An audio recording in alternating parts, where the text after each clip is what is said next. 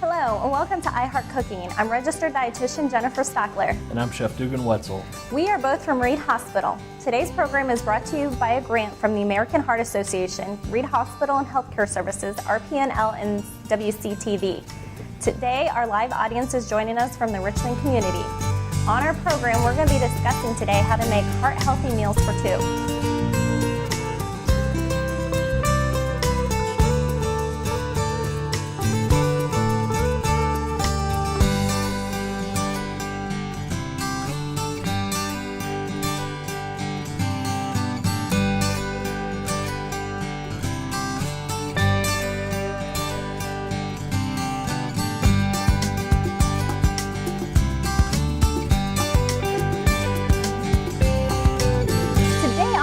Cooking, we're going to be discussing how to make heart-healthy meals for two. And today we're kind of going to go and talk about how to make a different types of fish dish.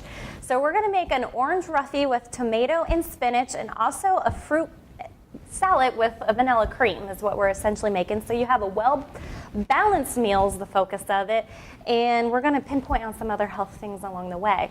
Absolutely. So we're going to start with this orange roughy, which is this dish with tomatoes and spinach. And Dugan will kind of explain why we're really not going to use roughy in it, which is a type of fish. We're going to use a different type of fish. Roughy, it is available in stores around here, but to be a little more cost effective, we're actually going to use what's called a swai fillet. Same concept, a little thinner. It's another white fish, as you can see here. It's going to be nice and flaky once it's baked off. So you're still going to get the same texture, same flavors as you would the orange roughy. It's just a little more cost effective for you. So, to start this recipe, what we're going to do is just go ahead and add a little bit of olive oil, about a tablespoon, into our pan and let that kind of warm up a little bit. Once we see that the oil is starting to become a little more liquefied and kind of slide around the pan a little bit, we're going to add our garlic, our onions, and let that kind of saute and simmer until the onions become translucent. So. Now, I know the orange roughy, kind of Dugan said, was a little bit more expensive. You can also use a tilapia, a perch, any of those other different types as well. You don't really have to have it fresh either. There's great choices out there that are already frozen, prepackaged. And if you want to make it more of a meal for two, a meal for 4 or 6, you can just determine how many fillets you want and take those out. So it's something that can easily be something where we can downgrade the recipe for 2 people or increase it for 6 people. It just depends how many fillets you use. Absolutely. Okay. Great nutrition in actually fish as well, because you got some good fats there. Some of our fattier fish are going to have omega-3 fatty acids, which are healthy, heart-healthy fats. Also, it tends to offer less saturated fats, and it's also a good choice of lean meat, which is a little bit more heart healthy as well. So very good choice. And when you think about it, a lot of the American Heart Association and guidelines you hear, they recommend 2 servings of fish or seafood a week. So it's a good recipe to incorporate into this a week's meal. Absolutely. Just to let you know at home, an easy way to know that your oil is hot enough to add your food into, you're going to start to smell kind of the olive once it's heated up. And like I said earlier, you're going to get, it's going to be a little more runny. It's going to turn into almost like water in the pan. Another trick that I like to do, I'm going to go over here and just get my fingers wet real quick, and then just kind of splash it in the pan. You hear it sizzle?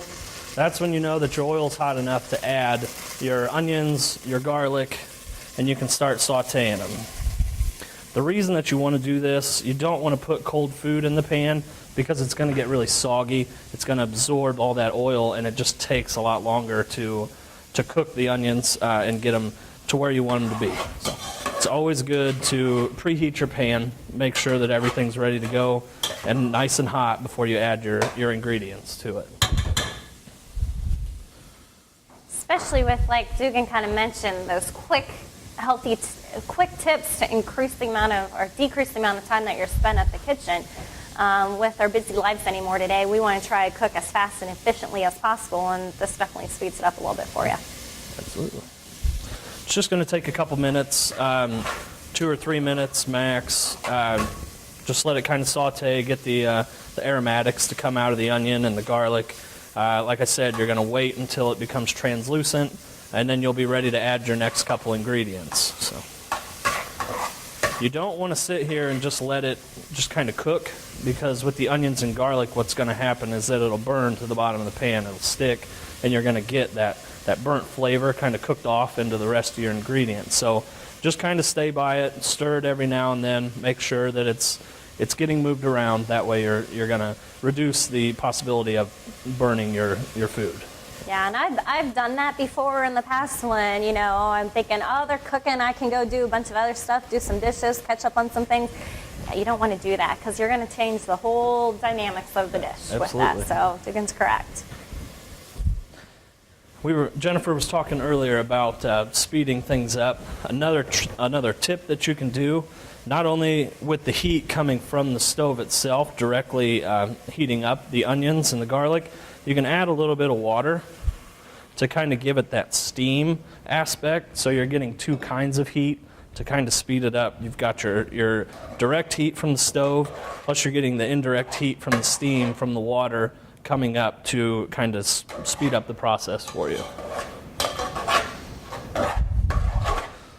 And while this is cooking, earlier we did preheat the oven to 400 degrees, because this dish, after we get done doing the stovetop portion, is actually going to be put in the oven. So again, we preheated that to 400.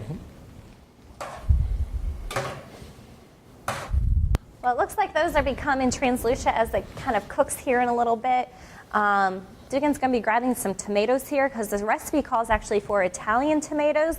You can buy those in the canned version. They tend to be a little bit higher in sodium. So if you want to reduce the sodium, Dugan's got a really good tip here. Very simple. All I'm doing, I'm using crushed tomatoes that you can get in a can from a store. No salt. And as you can see at home here, they look just like regular tomatoes. There's nothing fancy about them. All we're going to do is add them to our pan. Liquid included. Don't strain them out of the can. And the recipe calls for Italian tomatoes. So we have just regular tomatoes in here. Very simple step you can do. Get Italian seasoning. Add it to your tomatoes. However much you want, you can do as little or as much. If you like Italian food, feel free to add, 3 or 4 tablespoons of Italian seasoning to the tomatoes. It'll just give it that extra flavor. One last thing that we're going to add to it as we are starting to make the tomatoes simmer is a cup of wine. We're going to let that cook down with the tomatoes, the onions, and the garlic. Kind of let it stew for a little bit. Turn the heat up to high so we can get it to boil here. And that's something also, the Italian seasoning, you can buy different varieties in the grocery store. One that tends to be, you hear a lot for heart healthy, is Mrs. Dash, which is a salt-free substitute, and it does they do make an Italian seasoning version if you would like that as well. If you don't care for Italian seasoning, you can use any other types of seasonings that you prefer in that as well. You don't have to just do Italian. So that's the nice thing about adding your own seasonings to it. Instead of buying it already in the canned seasons, you can kind of make it your own to what you like. Absolutely.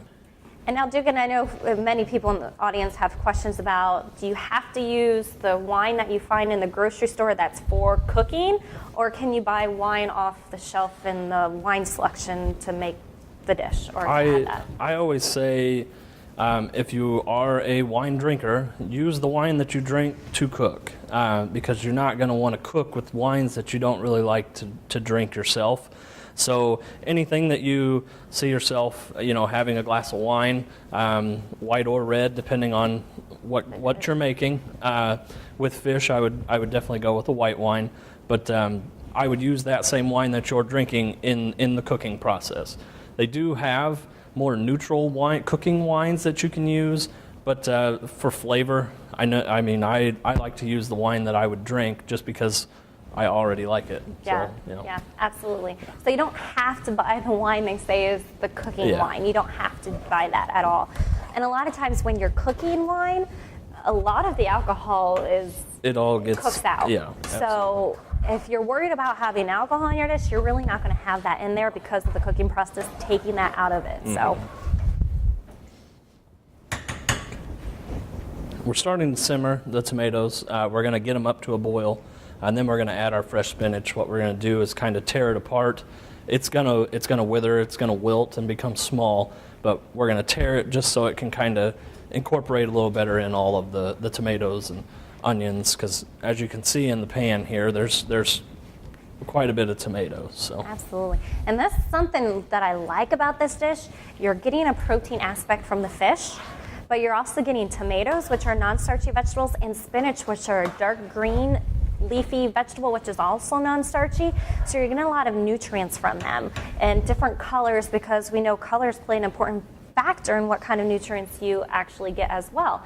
So that's something that you're getting a vegetable and a protein in this dish, which is kind of combined in both. And again, it's quick and easy for you, so you can have both of those. As for spinach, like I said, dark green leafy vegetables tend to be high in vitamin K. You have to watch out for some medications in vitamin K when you're kind of eating those things, so you might have to watch how much. But great thing to add there to it. Absolutely. Yeah. Which also makes it diabetic friendly because it has less carbs as well in both the tomatoes and the spinach. So very few carbs there, and of course we know protein don't have any carbs. So now we've got our tomatoes up to a boil. We're going to go ahead and add the spinach that we talked about. Again, we're just going to simply break it up. This is fresh spinach. You can use frozen. Spinach is difficult when it's not in season to get fresh. Frozen is a great option for you to use. So. You might want to make sure it's de-thawed and you drain the water out of the frozen though, because otherwise you're going to add a bunch of water to that. Absolutely. If you just put it in there frozen, and you probably, it tends to off the taste. It's just not the same. Yeah. So make sure you defrost that. Make sure you squeeze the water out of the frozen spinach, and you'll find that the results are much better. Canned, you don't want to use canned. There's not very good flavor there. It's that and a lot of sodium in that, and you're probably going to be turned off from it. So yeah, spinach or frozen is fine, fresh is fine, but the canned, a lot of sodium. And you can just buy it as cheap frozen.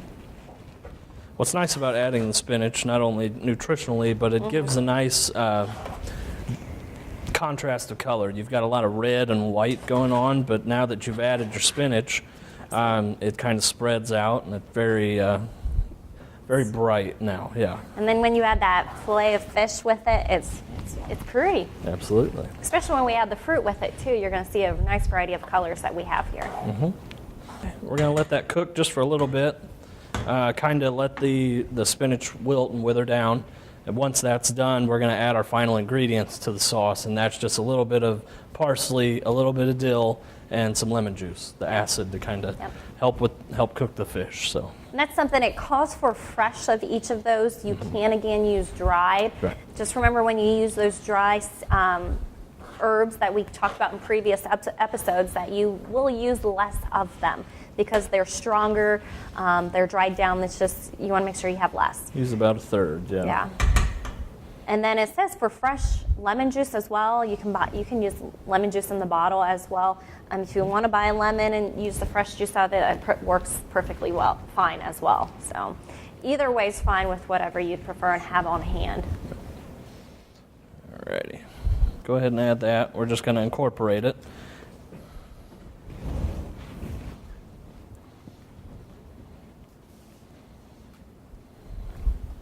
Oh, this smells good. Can you smell it? So now that this is cooked down, we're going to go ahead and start our dish with the fish here to put in the oven. What we're going to do is use half of the tomato mixture that we've already made and add it to the pan. Just covering the bottom.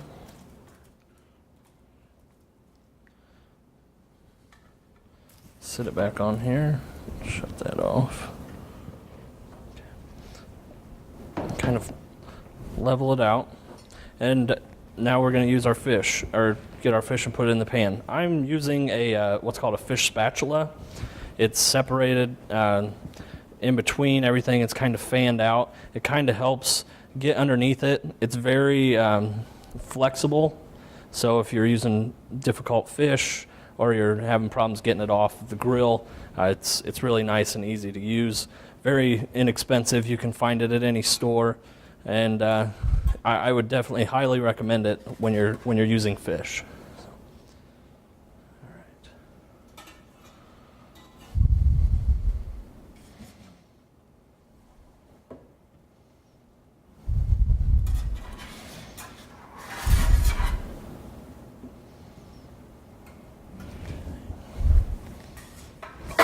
So now that that's all in there, we're going to take the rest of our tomato topping and just go over the top.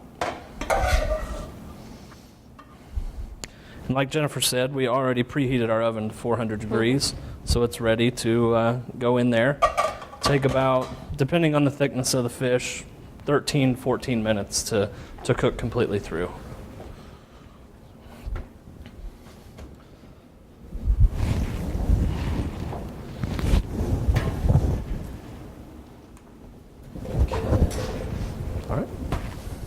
And that's something that if you do use frozen fish with that, which again, it's not going to be that big of a deal, if it's not quite completely thawed out, it's going to increase the time that it needs to be in the oven to make sure it's cooked through as well. So just keep an eye on that if you are using frozen fish and it's not completely de-thawed.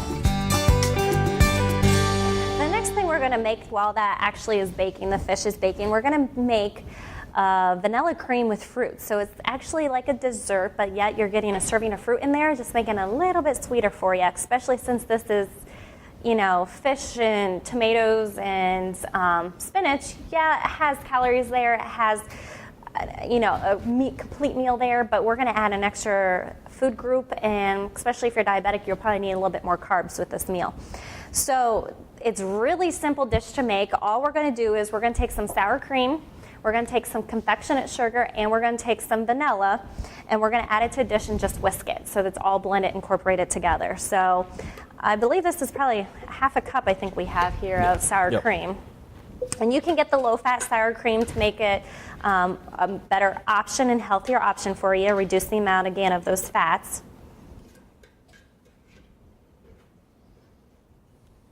So we just got that there. Just about 1/4 of a cup of the confection sugar, or powdered sugar. And then we're going to add about, a teaspoon of vanilla here. And we're just going to whisk this together.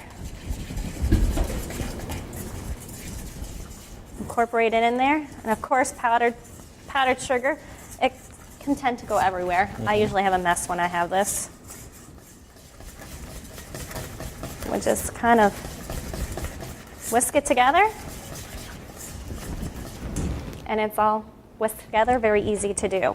After that, you're actually going to incorporate some whipping cream. Or you can buy this frozen, make sure it's de-thawed in the refrigerator when you use it. And you just actually fold that into the actual mixture. So, yeah. That's something when they kind of say folding, you don't really want to stir it together in there. You kind of just want to do a folding action. And it just incorporates all in there.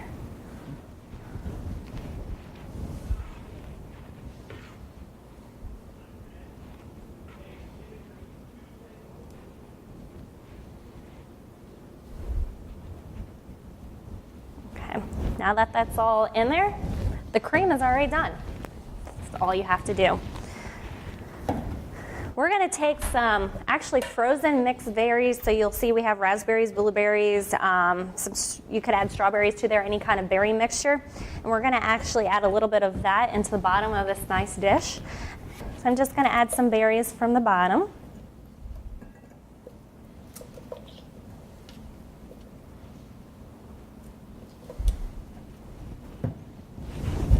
We're then just going to add some of our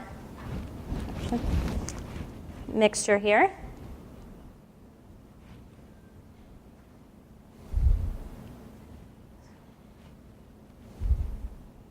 You can add as much as you'd like. And last but not least, just for a little bit of garnish and for more variety of fruit, oh, those are frozen together, you can add some frozen peaches to the top, or you can use fresh. You can use fresh fruit as well. And that is the whole complete dish. And again, you're adding not only just a fruit dish, which you think fruit, yeah, it's great to have. You need 2 servings of fruit per day.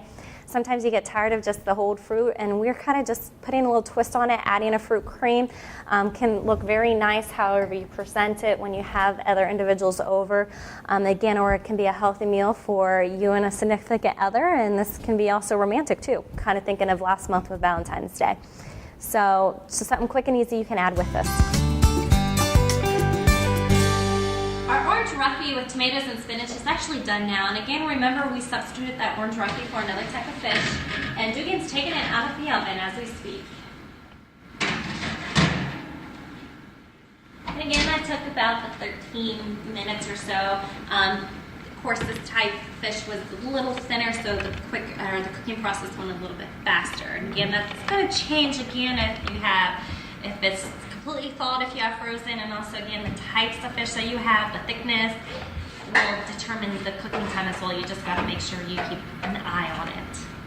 So since we now have this out, you can eat it like this, or if you prefer a nice sauce over your fish and your fillet, we're going to show you how you can actually thicken up the sauce that's in here to make it a thicker sauce to actually drizzle over that. So as you can see, Dugan's taking out the fillets of fish right now, and it's going to, some of the spinach and tomatoes are going to stick on there. We just basically want the juice because, again, we're going to thicken that sauce up. And another positive of using a actual fish spatula is, as you can see, we're pulling the fish out and it's not flaking apart on us. If you're using too narrow of a spatula or anything like that, it's holding together really well. And you still have 4 full fillets here. So. And that's something with fish to make sure you know it's done. It's going to be flaky, and that's how it falls apart. And that's a good sign that you know that you actually cooked it through. One nice thing, a lot of people tend to maybe overcook their fish. Oh, yeah. With this recipe, because it's in a sauce, because it's with the tomatoes, you're not going to have any trouble. You're not going to overcook it. That fish is going to stay nice and tender for you.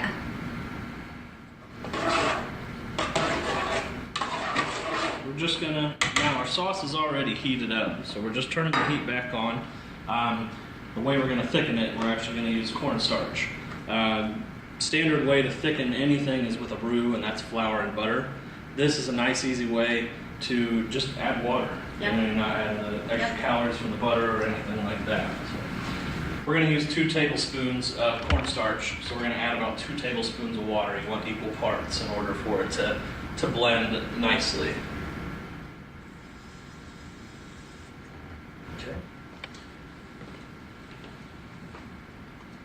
Get a fork and kind of just incorporate it. Yeah, you want to make sure it's all stirred up together. You don't want to have chunks in there. Now the reason he's adding the water to that and making sure it's all stirred up and together is because if you would just add the cornstarch to something that is already hot, you're going to see it clump up and it's not going to give you the thickness that you need. You need to make sure that you have it well incorporated with the water and then put it in there. So now that we've got all the chunks broken up, we're just going to go ahead and grab our spoon and just slowly start stirring the sauce and adding the liquid here. It's going to lighten up your sauce a little bit, but it's not going to be enough that, it's not going to affect the flavor or anything like that. All it's doing is thickening it for people that like a thicker sauce. Yeah.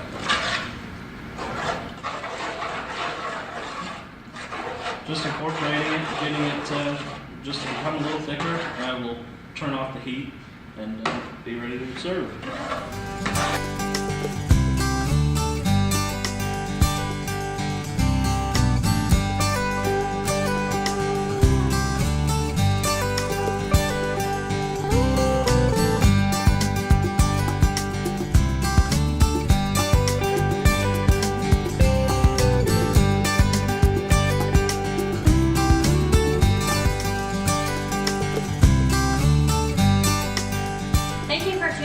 Heart Cooking, a program that is funded by the American Heart Association. We hope you enjoyed all the information that we've provided today for the Heart Healthy Meal Plan for 2. And if you'd like more heart healthy recipes, you can visit the American Heart Association's website at heart.org or reidhospital.org/iHeartCooking. We'll see you next month.